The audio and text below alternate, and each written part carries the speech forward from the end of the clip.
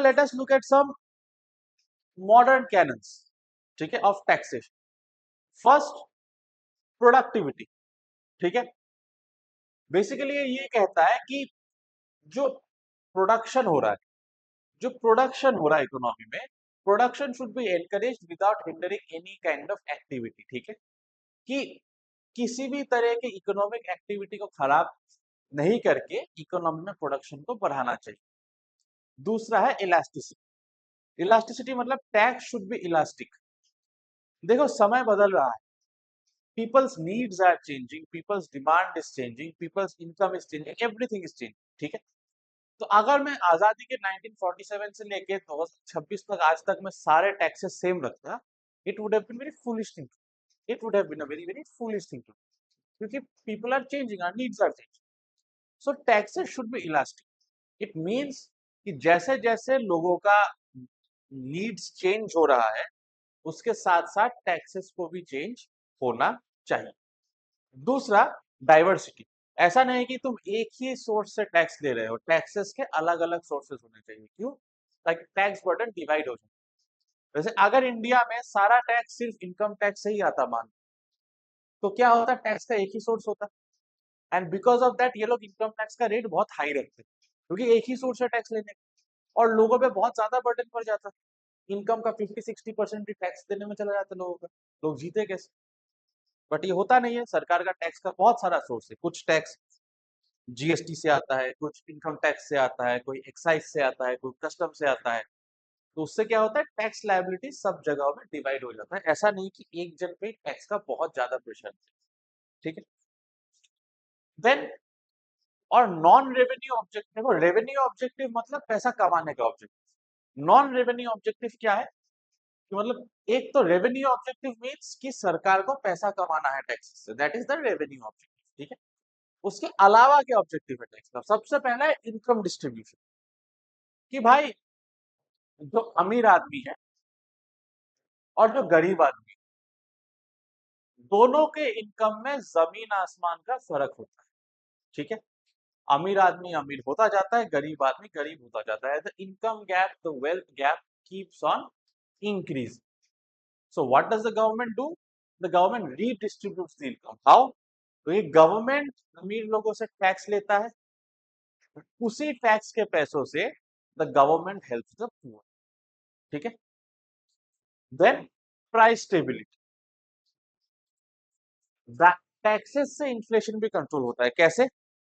देखो, अगर लोगों के टैक्सेस ज्यादा होंगे तो लोगों के पास खर्च करने के लिए डिस्पोजेबल इनकम कम होगा, और अगर लोगों के पास खर्च करने के लिए इनकम कम है तो लोगों का डिमांड भी कम होगा, and if the demand is less, automatically inflation will be less. But अगर टैक्सेस को कम कर दिया जाए तो लोगों के पास खर्च करने के लिए बहुत पैसा बच जाएगा टैक्स देने के बाद। They will have a higher demand, and higher demand would mean a higher level of inflation. दूसरा, एम्प्लॉयमेंट जनरेशन। होता क्या है, जब टैक्स रेट्स कम होते हैं तो इकोनॉमी में डिमांड ज्यादा होता है, क्योंकि लोगों के पास पैसा ज्यादा है। पैसा, तुम खुद ही सोचो, तुम्हें 100 रुपए का तुम्हारा सैलरी है मान लो, अगर टैक्स 10% हुआ तो 10 रुपीज देके तुम्हारे पास खर्च करने के लिए 90 रुपीज बचेगा। अगर टैक्स 20% हुआ तो 100 रुपए का 20%, 20 रुपीज देके तुम्हारे पास खर्च करने के लिए 80 रुपीज बचेगा, है ना। तो क्या देखने को मिल रहा है कि टैक्स रेट जब भी कम हो रहा है, मेरे पास खर्च करने के लिए पैसे ज्यादा बच रहे हैं। तो जब भी पैसे ज्यादा होंगे, डिमांड ज्यादा होगी। अगर इकोनॉमी में डिमांड ज्यादा होगा तो डिमांड ज्यादा होने की वजह से there will be a higher amount of production, कि डिमांड बढ़ रहा है। अगर प्रोडक्शन बढ़ाना है तो कंपनीज को क्या करना पड़ेगा? They will need to employ more people, and hence employment goes up, ठीक है। Now we have a graph. This graph is known as the Laffer curve, ठीक है। ये लेफर कर्व कैसा ग्राफ है? It is the graph between the tax revenue, कि कितना tax collect किया गवर्नमेंट ने, एंड द टैक्स रेट, ठीक है, कि टैक्स रेट कितना है। बेसिकली ये ग्राफ ये देखता है कि अगर मैं इतना टैक्स रेट रखूं, इस टैक्स रेट पे मुझे कितना टैक्स रेवेन्यू कलेक्शन हो रहा है। कि मैंने अगर 5% टैक्स रेट रखा तो 5% पे मुझे कितना अमाउंट पैसा टैक्स कलेक्ट हो रहा है। उस चीज को प्लॉट करने के लिए we have Laffer curve. For example, जैसे for example if I draw the Laffer curve से this is the tax revenue on the Y axis and this is the tax rate. ठीक है, मान लो कि 5% रेट पे, ठीक है, मुझे 1000 रुपए टैक्स करना, 10% रेट पे मुझे 2000 रुपए करने, ऐसे ग्राफ प्लॉट होता जाएगा। ठीक है, सो जब भी मैं टैक्स रेट और टैक्स रेवेन्यू के बीच में ग्राफ बनाऊं, that graph is known as a Laffer curve.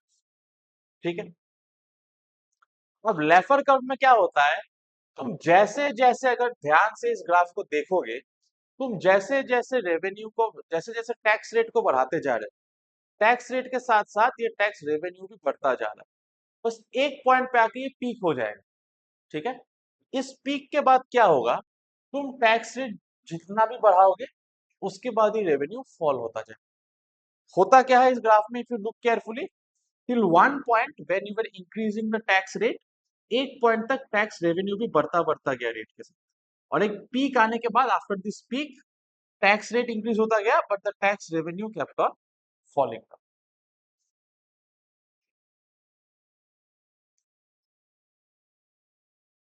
ठीक है, now let us do a classification, let us differentiate between direct tax and indirect tax. दोनों का डिफरेंस क्या होता है, देखो डिफरेंस ये है, I told you about tax liability. ठीक है, टैक्स लायबिलिटी मतलब कि मुझे टैक्स भरना है, मेरे ऊपर टैक्स का जो बोझ है कि यहाँ भरना पड़ेगा मुझे tax, that is my tax liability. Direct tax में क्या होता है कि मैं अपना टैक्स लायबिलिटी किसी और पे शिफ्ट नहीं कर सकता। For example income tax, income tax कहां से कटेगा, मेरे सैलरी से कटेगा। मैं ये तो नहीं बोल सकता हूं कि मेरा इनकम टैक्स तुम उसके सैलरी से काट लो, आई कैनॉट से दैट। वो इनकम टैक्स मेरे ही सैलरी से कटेगा, I cannot shift the burden of tax to somebody else. ठीक है, तो this is a direct tax. Indirect tax, इसमें तुम टैक्स का बर्डन किसी और पे शिफ्ट कर सकते हो। फॉर एग्जाम्पल जीएसटी, एप्पल ने आईफोन बनाया, एप्पल वालों को जीएसटी भरना है, ठीक है, बट वो खुद जीएसटी नहीं भरते। वो जीएसटी क्या करते हैं, वो फोन के प्राइस में डाल देते हैं, और जब हम फोन खरीदते हैं तो जीएसटी हमारे दिए हुए पैसे में इंक्लूडेड रहता है। तो व्हाट इज हैपनिंग, जीएसटी लग कंपनी पे रहा है, लेकिन भर कौन रहा है, भर रहा है customer. So what is happening, the burden of tax is being shifted from the company to customer. So what is indirect tax? कि where you can shift the burden of tax from one person to another. Direct tax में the burden of tax cannot be shifted. तो जिसको भरना है उसी को भरना। ठीक है, एग्जाम्पल डायरेक्ट टैक्स का हो गया income tax, property tax, corporate tax. Indirect का सबसे इंपॉर्टेंट एग्जाम्पल जो होता है जीएसटी, उसके अलावा excise duty, custom duty, so on and so fourth. ठीक है, अब टैक्सेशन सिस्टम जो है वो तीन प्रकार के होते हैं। ठीक है, पहला होता है प्रोग्रेसिव टैक्सेशन।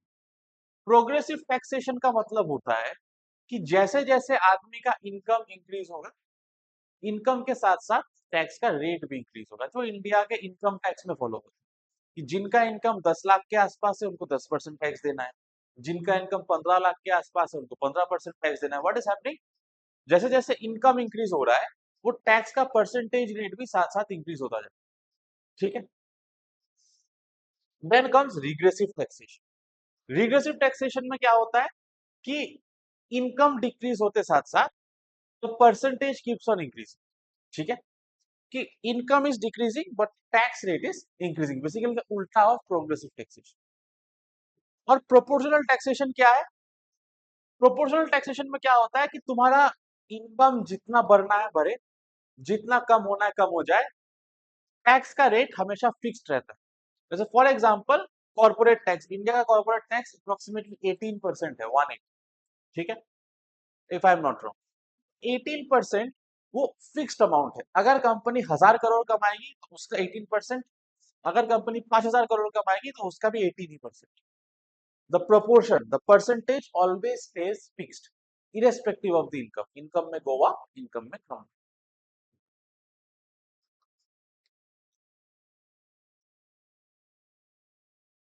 ठीक है, नाउ लेट अस सी कि यूनियन और स्टेट कौन से डायरेक्ट टैक्सेस हम पे लगा सकते हैं। ठीक है, ऐसे कौन से डायरेक्ट टैक्सेस है जो यूनियन गवर्नमेंट लगाती है हम पे, और ऐसे कौन से डायरेक्ट टैक्सेस है जो स्टेट गवर्नमेंट लगाती है। ठीक है, corporate tax, income tax, these are taxes divide by the union government on our income. ठीक है, लेकिन इनकम टैक्स एग्रीकल्चर पे नहीं लगता, सेंट्रल गवर्नमेंट एग्रीकल्चरल इनकम पे इनकम टैक्स नहीं लगता। ठीक है, एसेट्स पे मतलब हमारा जो भी वैल्यूएबल्स है, जो एसेट्स हम ओन करते हैं उस पे, सिक्योरिटीज ट्रांजैक्शन टैक्स की, किसी ने शेयर खरीद के शेयर बेचा तो शेयर बेचने खरीदने का जो ट्रांजैक्शन है उस पे जो पैसा कमाया तुम पे उस टैक्स लगेगा। कमोडिटीज ट्रांजैक्शन टैक्स, मान लो तुमने कोई कमोडिटी खरीदा like gold, copper, silver and sold the commodity, उस ट्रांजैक्शन में जो पैसा तुमने कमाया उस पर जो टैक्स लगेगा कमोडिटी टैक्स। एक्सपेंडिचर मतलब तुमने खर्चा किया तो खर्चे पे टैक्सेस लगते हैं, जैसे फ्रिज बेनिफिट टैक्स ये पहले लगता था, अभी नहीं। गिफ्ट टैक्स, गिफ्ट टैक्स मान लो तुमने गिफ्ट डीड किया, ठीक है, किसी को तुमने कुछ दे दिया अपना लीगली, ठीक है, इतना पैसा मैं दे दे रहा, जैसे केबीसी में जो पैसा जीतता है 7 करोड़, उसको वो गिफ्ट डीड किया जाता है। ठीक है, गिफ्ट में 7 करोड़ दे दिया तुमको, तुमने जीत लिया, उस पर जो टैक्स लगता है that is the gift tax. State government क्या क्या टैक्सेस लगाती है, प्रोफेशनल टैक्स लगाती है इनकम पे, और स्टेट गवर्नमेंट एग्रीकल्चरल इनकम पे टैक्स लगा सकती है। क्यों? क्योंकि एग्रीकल्चर स्टेट लिस्ट में आता है, एग्रीकल्चर यूनियन लिस्ट में नहीं आता। उसके अलावा land tax, land revenue, stamp duty, जो स्टैम्प पेपर तुम खरीदते हो कोर्ट में उस पे जो स्टैम्प ड्यूटी भरना पड़ता है, registration duty, urban property tax, all these taxes are taken by the state government.